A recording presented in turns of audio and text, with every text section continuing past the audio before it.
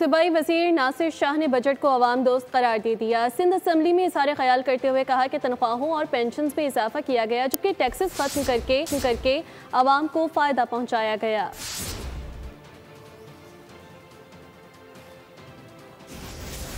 کی جو بجٹ ہے اس میں آپ دیکھیں گے کہ وہ بالکل آپ کو صحیح ایک سمت نظر آئے گی۔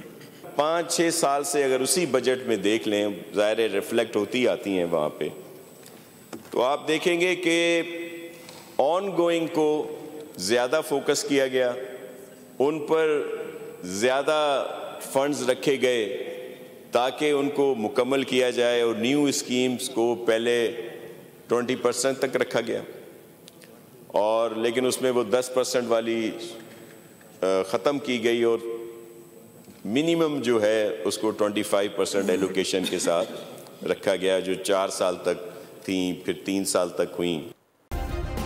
سبسکرائب کریں اور بیل دبائیں تاکہ کوئی خبر رہ نہ جائے۔